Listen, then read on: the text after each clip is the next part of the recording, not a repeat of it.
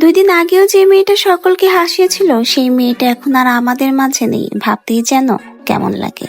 কারিনা কাইসারের এই হঠাৎ চলে যাওয়া আমাদের কিন্তু অনেক কিছু শিখিয়ে গেছে।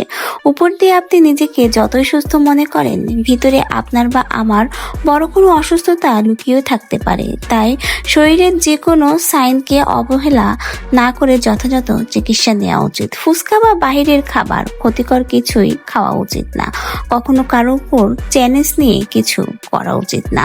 জানি না, তবে এসব খাওয়া এমনি তেমন কোনো ভালো না, তাও যথাসম্ভব এড়িয়ে চলা উচিত। কখনোই ছোট বড় কোনো অসুস্থতাকেই কিন্তু অবহেলা করা উচিত না, হোক সেটা মাথা ব্যথা, পেটে ব্যথা বা যাই হোক।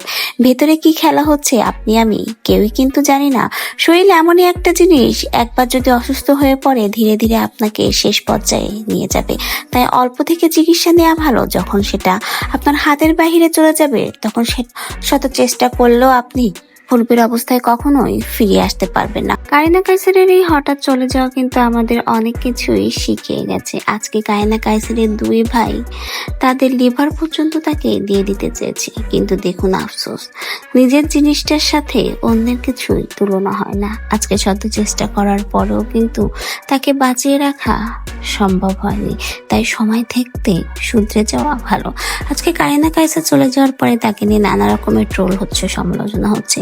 আজকে আপনি না হয় ভালো রয়েছেন, 2 দিন পরে যে আপনার এই পরিস্থিতি আসবে না আপনি কি সেটা জানেন? তাই কারো মৃত্যু বা চলে যাওয়া, কারো শারীরিক কোনো অসুবিধা নিয়ে কখনোই কটাক্ষ করা উচিত না। কারিনা কাইসার একটু শারীরিকভাবে হেলদি ছিল, তাই নিয়ে প্রতিনিয়ত তাকে নানা রকমের ট্রোলের শিকার হতে হয়েছে। এমনকি মৃত্যুর পরেও তাকে নিয়ে নানা রকমের হাসি ঠাট্টা মজা করে পোস্ট করা হচ্ছে। এটা কিন্তু কখনোই করা উচিত না, কারণ আজকে কারিনা কাইসারের এই পরিণতি হয়েছে, কালকে যে আপনার হবে না সেটা কি আপনি নিশ্চিত? তাই আগে ভাগে শুধরে যাওয়া ভালো, কারণ কার কোন পরিস্থিতিতে দুনিয়া ছাড়তে হবে সেটা হয়তো আপনি আমি কেউ জানি না।